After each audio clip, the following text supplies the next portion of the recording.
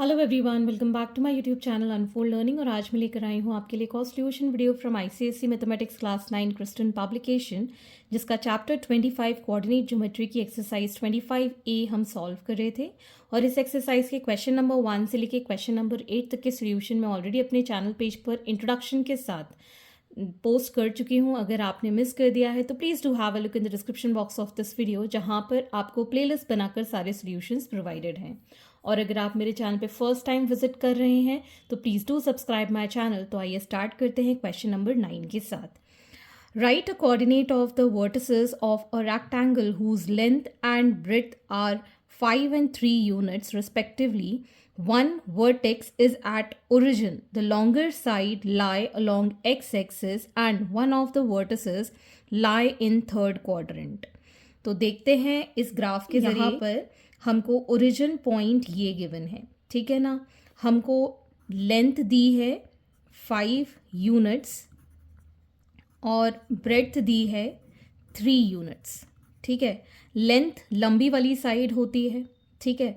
अब हमसे ये कहा गया है कि एक वर्टेक्स जो है वो ओरिजिन पे है, इसको हम मान लेते हैं O, ठीक। और लॉन्गर साइड जो है वो एक्स एक्सिस पे लाई कर रही है, तो एक्स एक्सिस में राइट हैंड साइड पर यहाँ पर लाई कर सकती है या फिर यहाँ पर लाई कर सकती है। लेकिन यहाँ पर एक कंडीशन गिवन है कि इसका एक जो वर्टेक्स है वो थर्ड क्वाड्रेंट में है। तो क्वाड्रेंट सिस्टम जैसे कि हम पढ़ चुके हैं, this is first quadrant, this is second quadrant, this is third quadrant and this one is fourth quadrant. तो अगर हम इसकी लेंथ 5 यूनिट एक्स एक्सिस पे ड्रॉ करते हैं इस साइड में 1 2 3 4 5, और अगर हम इसके ब्रेड्थ 3 काउंट करके यहाँ पर बनाते हैं तो इसका एक वर्टेक्स कहाँ लाई करेगा, this will lie in fourth quadrant, ठीक है ना, विच इज़ रॉन्ग। हमको थर्ड क्वाड्रेंट में वर्टेक्स चाहिए, तो हम क्या करेंगे, इसके लेफ्ट हैंड साइड पर काउंट करेंगे 5 units, because longest side lie कर रही है एक्स एक्सिस में। So we'll count 1 2 3 4 5। तो ये हमारा दूसरा वर्टेक्स से A हमारा आ गया है, और इसको हम काउंट कर लेते हैं एक्स एक्सिस पे -5, वाई एक्सिस पे 0, और इसके कोऑर्डिनेट्स हैं 0, 0, ठीक। अब हमको विड्थ दी गई है 3 यूनिट्स, तो हम यहाँ पे विड्थ काउंट कर लेंगे 1 2 3। तो ये आ गई हमारी तीसरी साइड, इसको हम काउंट करेंगे C, इट विल बी 0, -3, ठीक है। इसको हम 3 यूनिट्स नीचे प्रोड्यूस करेंगे और इसको भी हम 5 यूनिट इधर प्रोड्यूस करेंगे। ग्राफ पेपर पे आप काउंट करके कर सकते हैं, और इसको हम मार्क कर देंगे B। So here is the required rectangle. ये इसके कोऑर्डिनेट हो जाएंगे -5, -3, बिकॉज हमेशा हम पहले x कोऑर्डिनेट लिखते हैं फिर y कोऑर्डिनेट लिखते हैं। तो this is the required rectangle. तो अब हमको इनके वर्टिसेस के कोऑर्डिनेट्स बताने थे। तो O वर्टेक्स जो है that is O, 0, 0, A vertex है that is -5, 0, and B vertex है -5, -3, और C वर्टेक्स है 0, -3। So these are the vertices. और हम यहाँ पर प्रॉपर्टी भी दे सकते हैं that opposite sides in a rectangle are equal, ठीक है ना। तो जिसके कारण हम इसको नीचे की साइड प्रोड्यूस कर रहे हैं और इसको इस तरीके से यहाँ पर हम प्रोड्यूस कर सकते हैं। So moving on to the next question number 10। Question number 10, 3 vertices of parallelogram are A, that is -2, 2, B, 6, 2, C, 4, -3. Plot these points on the graph paper and hence use it to find the coordinate of the fourth vertex D. Also find the coordinate of the midpoint of the side CD and what is the area of parallelogram. तो यहाँ पर सबसे पहले हम coordinates mark कर देते हैं -2, 2, -2, 2, यहाँ कहीं पर आएगा ये -2, 2, this is coordinate A। Next we have 6, 2, 6, 2 यहाँ कहीं पर आएगा ये, this is 6, 2, this is B। और C पॉइंट है 4, -3, 4, -3 यहाँ कहीं पर, ये 4, -3, दिस इज पॉइंट C। इसको हम ज्वाइन कर देते हैं डार्क लाइन के साथ। इसको भी हम ज्वाइन कर देते हैं डार्क लाइन के साथ। This is coordinate C. ठीक, अब हमको ये बताना है कि fourth quadrant D, fourth vertex D कहाँ पर आएगा। As we can count from here, यहाँ से इसके कोऑर्डिनेट्स के लिए 1 2 3 4 5 6 7 8, तो 8 यूनिट इसकी लेंथ है ए बी की। ए बी की जो लेंथ है दैट इज 8 यूनिट्स। ठीक है, in parallelogram opposite sides are equal. ठीक है, और पैरेलल भी होती हैं, तो यहाँ से ये जो 4 पॉइंट हमने काउंट किया है, यहाँ से हम 8 पॉइंट्स काउंट करेंगे। तो ये हमारा सी कोऑर्डिनेट है फ्रॉम 4 1 2 3 4 5 6 7 8। तो हम यहाँ पर इसको प्लॉट कर देंगे। So this is going to be -4, -3। ठीक है, तो ये हमने कोऑर्डिनेट निकाल दिया फॉर डी। ठीक है, सो this is the final coordinate, और ये हमारा पैरेललोग्राम हमने फाइंड कर लिया है। ठीक, अब हमको बताना है mid point of C D. तो सी डी है टोटल 8 यूनिट्स, और 8 का हाफ कितना होगा 4। तो अब हम ये जो सी कोऑर्डिनेट 4 पर है एक्स एक्सिस में, इसका हम मिड पॉइंट निकालेंगे बाय काउंटिंग 4। सो 1 2 3 4, तो समवेयर हियर यहाँ पर इसका मिड पॉइंट आ जाएगा। Mid point of C D के कोऑर्डिनेट्स क्या हो जाएंगे, एक्स एक्सिस में 0 एंड वाई एक्सिस में -3। ठीक है, इसको मैं एम मार्क कर देती हूँ, that is the mid point of C D. अब हमको एरिया ऑफ पैरेललोग्राम निकालना है। एरिया ऑफ पैरेललोग्राम होता है नंबर ऑफ जो भी आपके ब्लॉक्स हैं लेंथ वाइज, वो हम काउंट करेंगे और इसकी हाइट काउंट करेंगे। तो हाइट काउंट करने के लिए हम इसका लास्ट कोऑर्डिनेट देख लेंगे ये कहाँ पर टच कर रहा है।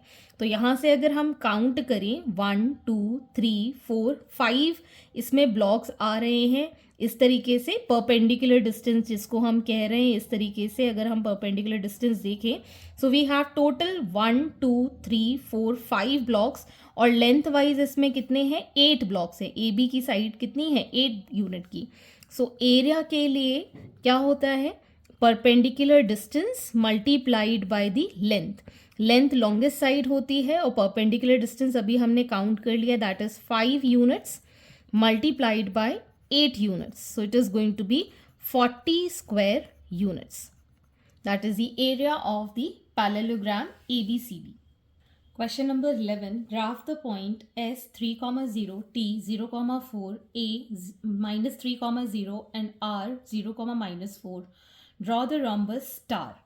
तो यहाँ पर हम S कोऑर्डिनेट मार्क करेंगे, दैट इज 3, 0, 3 एक्स एक्सिस में, y axis में 0, this is coordinate x, that is 3, 0.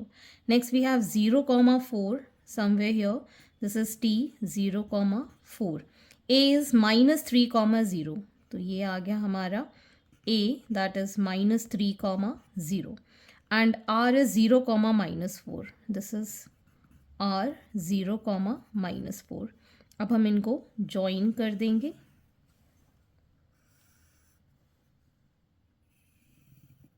तो ये हमारा बन गया rhombus. Okay, moving on to the next question. Question number 12. Show that the triangle whose vertices are A 4, -1, B 5, 6 and C 1, 3 is an isosceles triangle. तो पहले मैं इसी graph में इसको प्लॉट कर देती हूँ। A is 4, -1. This is 4, -1 somewhere here. This is 4, -1, this is coordinate A. B is 5, 6, this is 5 और ये जाएगा 6, तो यहाँ कहीं पर आ जाएगा ये B 5, 6 and C is 1, 3, so 1, 3 यहाँ कहीं पर आएगा C 1, 3, और इनको अब हम ज्वाइन कर देते हैं।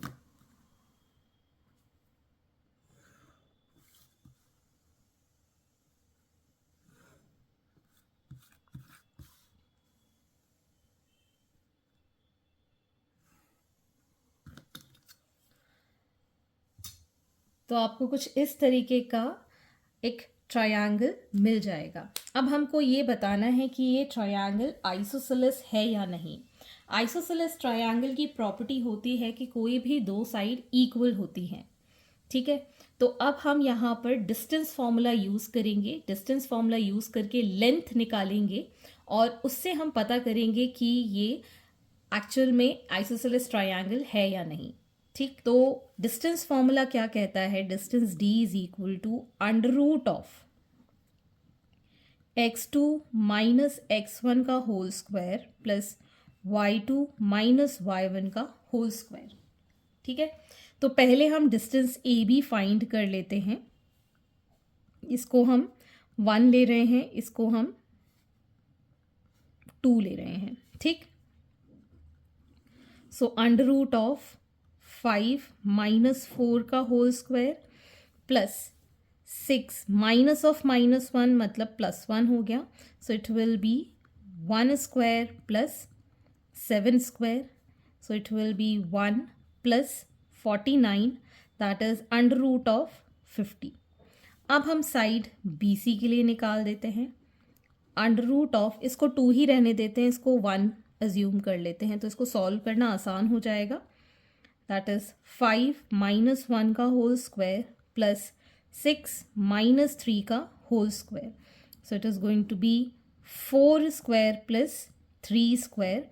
4 4s are 16 plus 3 3s are 9, that is under root of 25 which is 5, ठीक। अब हम निकाल देते हैं डिस्टेंस AC। इसको हम 1 रहने देते हैं, इसको हम 2 एज्यूम कर लेते हैं, ठीक। यहाँ से आ जाएगा 1 माइनस 4 का whole square plus 3 minus of -1 मतलब +1 का, तो ये आ जाएगा हमारे पास -3 का स्क्वायर प्लस 4 का square. So it is going to be 9 plus 16 that is under root of 25 which is 5। हम इसको यूनिट्स में लिख रहे हैं, कोई भी यूनिट्स हो सकती है इसकी, सेंटीमीटर, मीटर, किलोमीटर। और देख सकते हैं BC जो साइड है वो AC के इक्वल है, BC side is equal to AC। So hence we can say that two sides of a triangle are equal, so the triangle is isosceles, okay। तो आप यहाँ पर लिख सकते हैं that triangle is an isosceles triangle if BC is equal to AC। Moving on to the next question, question number 13। Plot the point 0, 2, 3, 0, 0, -2 and -3, 0 on a graph paper. Join these points in order. Name the figure so obtain and find the area of the figure obtained. तो हमको पहले plot करना है 0, 2, तो somewhere here this is 0, 2। Next is 3, 0, यहाँ कहीं आएगा 3, 0, 2, 0, -2 here 0, -2 and -3, 0। तो ये हमको जो फिगर मिला है इट इज़ अ रोम्बस, ठीक। तो पहले हम इसके कोऑर्डिनेट्स मार्क कर देते हैं ABCD और यहाँ लिख देते हैं ABCD is a rhombus and area of rhombus क्या होता है, it is half diagonal D1 into diagonal D2।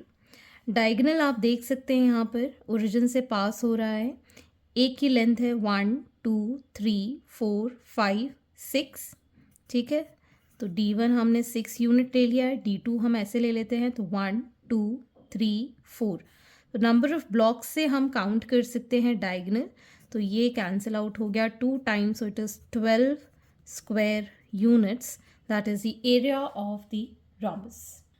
Question number 14, state true or false. First is every point is located in one of the 4 quadrants.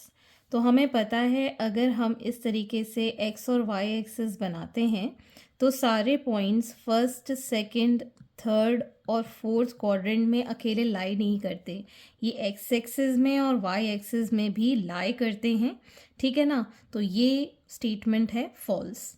The points 3, -4 is not same as 4, -3. Yes, 3 जो है वो positive x axis में है और ये negative Y axis में है, और यहाँ पर 4 जो है वो पॉजिटिव एक्स एक्सिस में है और -3 जो है वो नेगेटिव एक्स एक्सिस में है। लेकिन कोऑर्डिनेट्स क्या हैं, थोड़े से अलग हैं। यहाँ पर ये 4, -3, -4 नीचे यहाँ कहीं जाएगा और ये हो जाएगा 4, -3 समवेयर हियर। मतलब ये दोनों कोऑर्डिनेट्स अलग हैं, सेम नहीं है। So it is true. The ordinate of a point A is positive for point above the x-axis and negative for point below the x-axis. Yes, ordinate मतलब हो गया y-axis को हम ordinate axis बोलते हैं और x-axis को हम abscissa बोलते हैं। तो जो x-axis के ऊपर वाले जो ordinate points हैं वो positive होते हैं और x-axis के ordinate जो नीचे होते हैं below the x-axis वो सारे negative होते हैं। So this statement is true. A point A is on x-axis if its abscissa is 5 and ordinate is 0. Yes, अब abscissa मतलब x-axis में 5 होगा और ordinate में 0 होगा। आप प्लॉट करके देख सकते हैं। So it is true. The y-axis is the horizontal number line. Horizontal number line तो x-axis होती है, so ये obvious सी बात है, false है। The perpendicular distance of the point 5,7 from the y-axis is 7. तो अगर हम यहाँ पर इसको प्लॉट करें तो 1, 2, 3, 4, 5, 6 और समवेयर हियर 7 आ जाएगा और ये पॉजिटिव वाले में यहाँ कहीं पर आएगा। तो अगर हम इसका परपेंडिकुलर डिस्टेंस देखें, so it is 7। So this statement is true. The ordinate of a point is negative in third and fourth quadrant. तो अगर हमारा थर्ड एंड फोर्थ क्वाड्रेंट है तो जो पॉइंट है एक्स और वाई के कोऑर्डिनेट्स जो होंगे वो नेगेटिव होंगे। ऑर्डिनेट इज वाई एक्सिस, तो वाई के जो पॉइंट्स होंगे that will be negative in third and fourth quadrant. So this statement is true. Moving on to the next question. Question number 15. The three vertices of triangle ABC are A, that is 1, 4, B, -2, 2, and C, 3, 2. Plot these points on the graph paper and find the area of triangle ABC. तो A coordinate है 1, 4. तो 1, 4 यहाँ कहीं आएगा। This is A, 1, 4. B is -2, 2.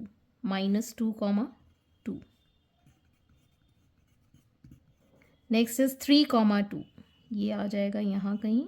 This is 3, 2, C। इसको हम join कर देते हैं। ठीक, अब हमको इसका एरिया निकालना है। So area of triangle ABC is half base into height. ठीक है, तो हाइट इसका परपेंडिकुलर डिस्टेंस हम काउंट करेंगे। तो यहाँ से यहाँ तक का डिस्टेंस देख सकते हैं 1 ब्लॉक एंड 2 ब्लॉक। तो हाइट तो हो गई इसकी 2। ठीक है, अब बेस देखेंगे -2 से 3 तक, ये वाला -2 या यहाँ से यहाँ तक। सो 1, 2, 3, 4, 5। तो ये हमारा बेस हो गया 5 यूनिट्स, तो ये कैंसिल हो गया।